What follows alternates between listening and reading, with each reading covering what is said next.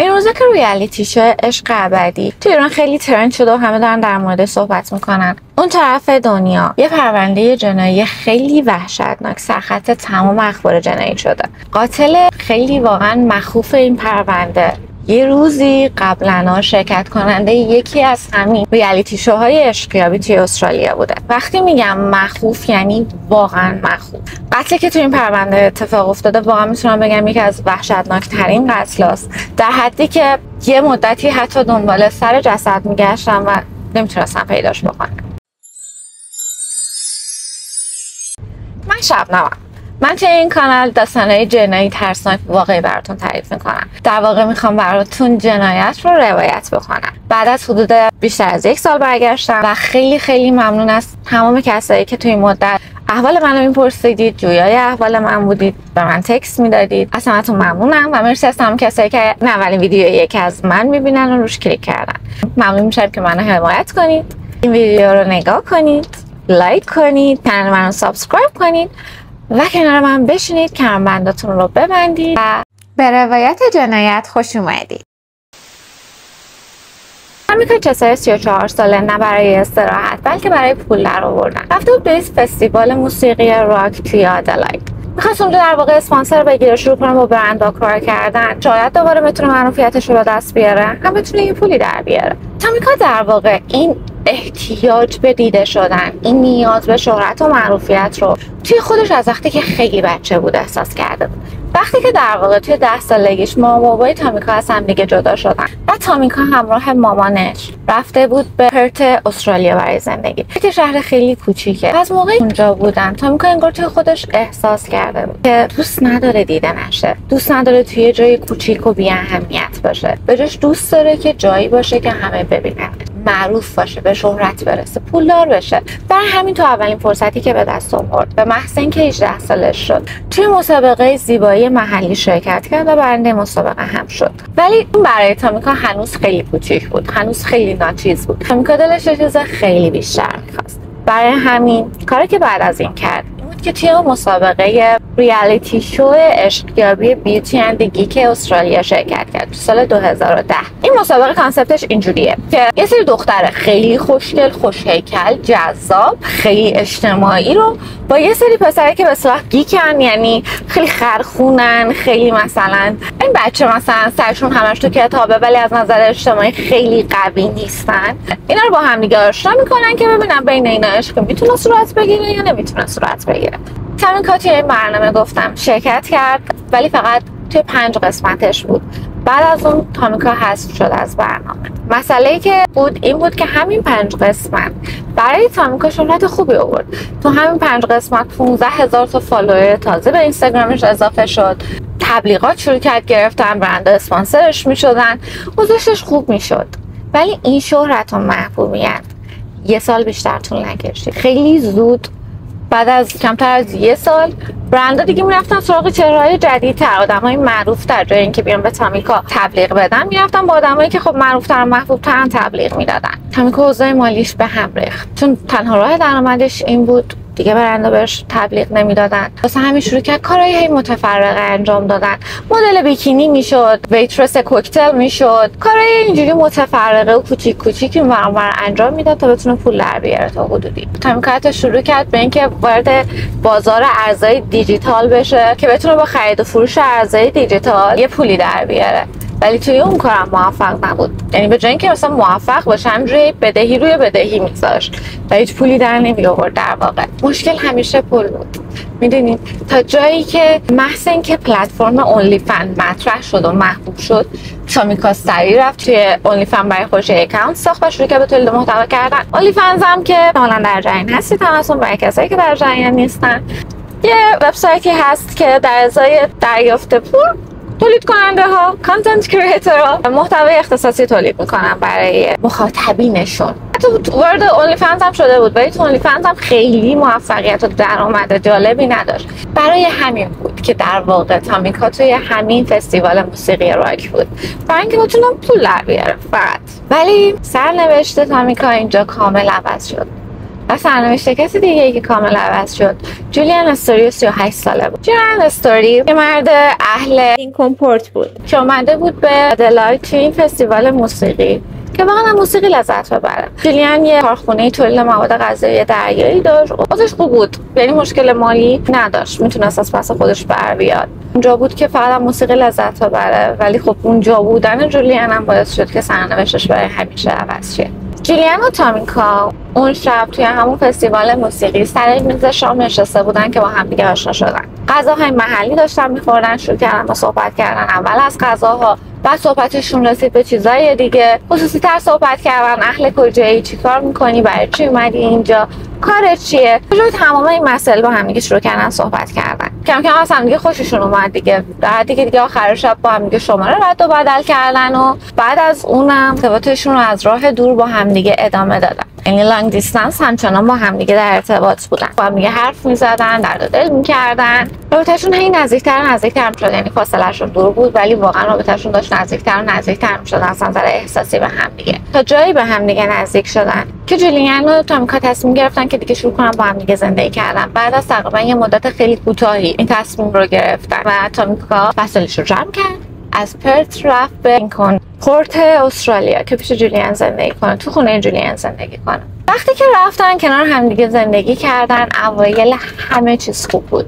همه چیز گل و بلبل بود، تا جایی که همسایه ها میگن که ماهای اولی که تامیکا اومده بود اینجا فقط صدای خنده و شوخی شنیده میشد از خونه‌شون. صدای آهنگ زیاد بود، همیشه در حال این بودن که باربیکیو درست کنن توی حیاطشون، آهنگ بزنن، با هم دیگه برقصن. همه چیز عالی بود ولی فقط برای چند ماه اول. بعد از چند ماه اول همه چیز شروع کرد به بد شدن. دعواهاشون شروع شد، اختلافاشون شروع شد و اختلافاشون هم اول از همین پول شروع شد. فشار مالی فقط روی جولیان بود، همه هزینه ها رو جولیان میداد. تامیکا نمیتونست هیچ اسپانسری پیدا کنه، هیچ تبلیغی بتونه بگیره. برای همین میگم همه هزینه ها رو جولیان میداد. حتی بدهی های تامیکا هم تا حدی جولیان پرداخت میکرد و همین یکی از منشأهای اختلاف این دو نفر با هم دیگه شده بود. انقدر اوضاع مالی تامیکا بد بود که میگن توی حساباش اوورال بالای $10 نبوده تو چند ماه اخیر. انقدر کم درآمد داشته. ولی فقط مشکلشون همین مالی هم نبود. مشکلات روانی تامیکا هم به نظر می اومد که داره برمیگرده. تامیکا یه مقدار اختلالات روحی داشت و یه مقدار اختلالات روانی. پیش روانشناس و مشاور و تراپیست میرفت که بتونه درمان بکنه این اختلالاتی که داره رو. از سال 2022 یهو کلا درمانش رو ول کرد، قطع کرد درمانش رو. پیش تراپیست نرفت. تراپیست تامیکا میگه که مشکلاتی که تامیکا داشت، اضطراب خیلی وحشتناک، تغییرات خلق و خوی خیلی شدید، بیخوابی‌های خیلی پی در پی، اختلالاتی بود که تامیکا به خاطرش پیش تراپیست میرفت ولی درمانش رو ادامه نداد و تراپیستو گذاشت کنار. حالش یه مدت خوب بود، خوبم نبود، استیبل بود، نه بهتر میشده نه بدتر میشده، همونجوری ثابت مونده بوده. ولی این اواخر حال روانی و روحیش هم داشت به هم میریخت. شروع کرد به دوستاش حرفای عجیب غریبی زدن. مثلا میگفتش که جولیان توی غذای من ردیاب میریزه واسه اینکه بتونه منو پیدا کنه، ببینه من کجام. یا اینکه تو دیوارای خونه دوربین گذاشته که منو 24 ساعت نگاه بکنه. با خود جولیان هم دعوا داشت سر این چیزا. یعنی توی تکستاشون که نگاه میکنی همش داره جولیان رو متهم میکنه که تو منو زیر نظر داری، تو گوشی منو داری میگردی. و جولیان داره میگه که دیوونه ای، من برش باید گوشی تو رو بگردم؟ من اگه هم گوشی تو رو دستم گرفتم واسه این بود که داشتم قبضا رو پرداخت میکردم، نه به خاطر اینکه بخوام گوشی تو رو بگردم. و میگم تمام اینا باعث شده بود که اختلافاشون شدید بشه، در حدی که همسایه‌ها یه بار زنگ زدن به پلیس، انقدر دعواشون بالا گرفته بود که بیاد و اینا رو از هم دیگه جدا بکنه. گزارش پلیس هم هنوز هست از دعوای این دو نفر. هیچ کدوم علیه اون یکی شکایتی نکردن، برای همین پلیس برگشت دیگه هیچ کاری نشدن اونجا انجام بدن. فقط توی گزارش پلیس نوشته شده که این دوتا جفتشون خیلی مست بودن، خیلی تحت تاثیر الکل بودن و اختلافشون همینجوری بدتر و بدتر میشد تا اینکه یه شب، یعنی 19 جون سال 2025، یعنی همین چند ماه پیش، یه راننده‌ای که داشت از خیابان نورثویو، همون خیابونی که خونه جولیان و تامیکا توش بود، رد میشد، یه دود خیلی غلیظ و شعله‌های آتیشی رو دید که از خونه اینا داشت میزد بیرون. این راننده بلافاصله زنگ میزنه با آتش نشانی. ساعت 3 دقیقاً آتش نشانا میرسن به محل، آتش رو خاموش بکنن. موقعی که داشتن آتش رو خاموش میکردن متوجه یه پارچه‌ای میشن که اینجوری رو هم دیگه افتاده افتاده بود، انگار مثلا چند تا لباس و پتو اینا رو هم دیگه افتاده بود و انگار منشأ اصلی آتیش اونجا بود. آتش نشانا وقتی اون خاموش میکنن با صحنه مواجه میشن که هیچ کدومشون تا آخر عمرشون نمیتونن فراموش بکنن. جسد تیکه تیکه شده یه آدمی که نیمه سوخته شده بوده رو پیدا میکنن و سر اون جسد نبوده. هر جای خونه هم گشتن سر اون جسد رو پیدا نکردن. چیز شوکه کننده بعدی که آتش نشانا دیدن و پلیس هم خبر کرده بودن و پلیس اومد این بود که یه دختری توی حیاط خونه وایستاده بود بدون حرکت، بدون هیچ واکنشی، توی حالتی مثل خلسه توی حیاط وایستاده بود. جواب هیچ کس رو نمیداد. هر سوالی ازش میپرسیدن ساکت بود و این دختر تامیکایی بود که سر خودش رو تراشیده بود، یعنی موهاش رو کامل تراشیده بود. حتی توی اتاق بازجویی هم هر چقدر ازش سوال میپرسیدن زانوش رو بغل کرده بود و خودش رو عقب و جلو تکون میداد. جواب هیچ کدوم از سوالای پلیس هم نمیداد و همونجا بود که یه وکیل تسخیری برای تامیکا گرفتن و تامیکا رو بستری کردن توی مرکز روانپزشکی. شناسایی اون جسد تیکه تیکه شده خیلی کار سختی نبود. اول برای اینکه اونجا خونه جولیان بود، بعد اینکه توی تیکه هایی از اعضای بدنش چه تتوهایی بود که کار شناساییش رو راحت میکرد. تونستن شناسایی کنن که این جولیان هست و در نهایت آزمایش دی ان ای تایید کرد که جولیانه. پزشکی قانونی اعلام کرد که زمان فوت مقتول 48 ساعت قبل از پیدا شدنش بوده، یعنی 17 ژوئن در واقع کشته شده. علت اصلی مرگ هم به خاطر اینکه سرش رو نمیتونستن پیدا کنن خیلی دقیق نمیتونستن تشخیص بدن. فقط پزشکی قانونی تایید کرد که روی دنده ها شکستگی جناح و کوفتگی های روی اعضای بدنش هست که قبل از کشته شدنش به وجود اومده بوده. توی خونه هم صحنه‌های درگیری،